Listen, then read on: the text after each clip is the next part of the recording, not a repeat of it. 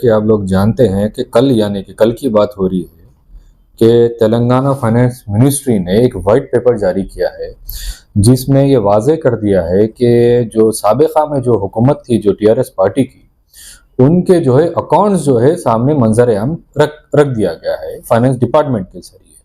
अब इसमें क्या है, कोई चौंका देने वाले जो है चीज़ें नहीं है।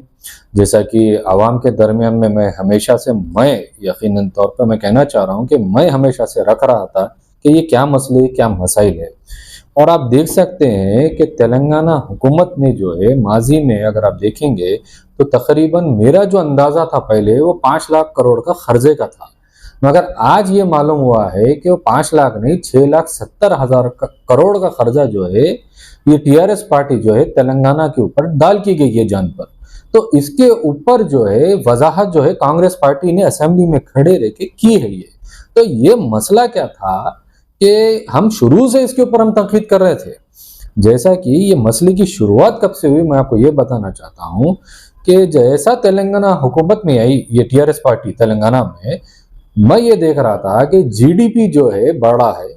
जीडीपी के साथ साथ क्या हो रहा है कि वो ये भी बता रहे हैं केसीआर साहब कि तेलंगाना सरप्लस बजट है।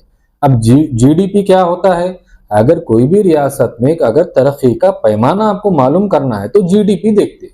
और उसके साथ उन्होंने क्या बता रहे हैं कि सरप्लस बजट भी है। अब सरप्लस बजट का ये मतलब है सारे तनख्वाहें देने के बाद, सारे कारोबार होने के बाद, पूरी तरक्की होने के बाद हुकूमत के पास हजारों करोड़ रुपए खजाने में रखे गए हैं, ये बच रहा है। अब मेरा ये सवाल जो है हुकूमत से ये था उस दौर में कि देखो मुझे तो हाल हकीकत मालूम है, इतना सब तरक्की हो रही है, इतना सब जो है उन्नति हो रही है, तो आवाम के दरमियान में ये पैसा क्यों नहीं पहुंच रहा। तो मैंने क्या किया कि एक दफा सीएमओ से मैंने राब्ता कायम करने की कोशिश की। अब मैं कई बार मेल किया, कई बार कॉल किया, मगर वहां से मुझे कोई जो है जवाब नहीं मिला। फिर उसके बाद हुआ क्या, फिर कोविड आ गया। कोविड आने के बाद मुझे ये मालूम था कि हालात यहाँ से बहुत बुरे होने वाले हैं। मुझे कुछ झोल झाल दिखा इसके ऊपर। मुझे ऐसा लग रहा था कि ये बड़े बड़े लोन ले रहे हैं और बड़े बड़े प्रोजेक्ट भी अनाउंस कर रहे हैं।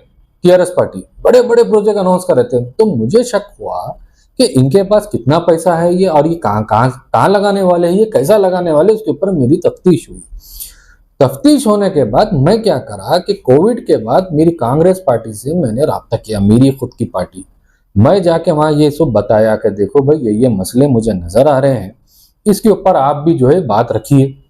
तो जब वो लोग जो है मेरी बात को जो है इनकार किए, उनको कुछ जो है बात समझ में नहीं आई, वो लोग मुझसे ये बोले कि और डेटा लेकर आओ। फिर उसके बाद फिर मैं टीआरएस पार्टी के जो है केटीआर साहब के ऑफिस पे मैंने राब्ता कायम किया। करने के बाद कोविड के बाद बहुत कोशिश करने के बाद एक साहब एक नमूने को भेज दिए वो लोग मेरे पास। उनसे मेरी मीटिंग हुई। मीटिंग हो गया, मैंने ये बताया देखो जो रास्ते पे आप लोग चल रहे हैं वो रास्ता आपको अंधेरे की तरफ लेके जाएगा, क्योंकि आप क्या कर रहे हैं कि आप लोन के ऊपर लोन लिए जा रहे हैं और एक लोन को खत्म करने आप दूसरा लोन ले रहे हैं। तो ये जो है इसके ऊपर आपको ना जीडीपी बढ़ेगा ना ये तेलंगाना का सरप्लस बजट होगा।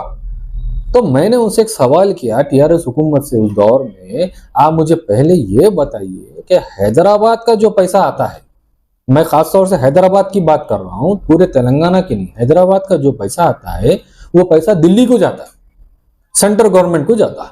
मैं ये पूछ रहा हूँ वापिस पलटा के आपको पैसे मिल रहे नहीं मिल रहे स्टेट चलाने को।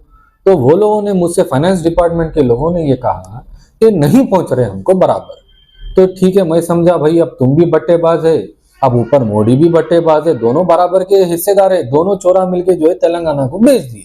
अब मसला क्या हुआ, इनको पैसा, हमारा हैदराबाद का पैसा हमारे तेलंगाना का पैसे से हिंदुस्तान में 2 रियासतें पल सकती, इतनी रिच स्टेट है हमारा तेलंगाना।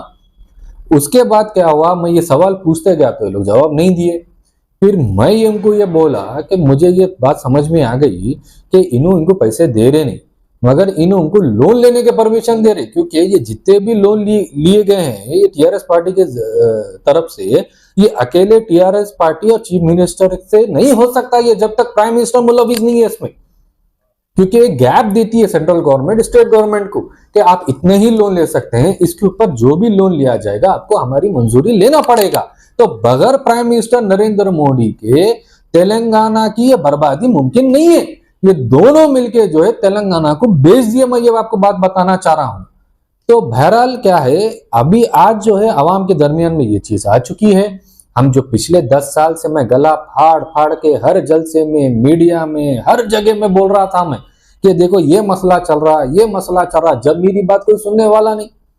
आज जो है आवाम के दरमियान में ये व्हाइट पेपर आया तो आज मेरी बात मुझे फोन करके बोल रहे हैं, अरे शहाबुद्दीन भाई आप सही बोलते थे। मसला क्या है कि हमारे अखिलियतों का एक मसला है कि हम जो है फाइनेंस, रियासत की फाइनेंस के ऊपर तवज्जो नहीं देते। मेरी क्या दिलचस्पी थी इसमें, पूरे तेलंगाना की स्टेट फाइनेंस के ऊपर जो मैं नजर रख रहा था, मेरी क्या दिलचस्पी थी बोले तो, एक घर में अगर कोई घर एक खर्जे में मुब्तला है तो वो घर को जो है आप कैसे उठाएंगे?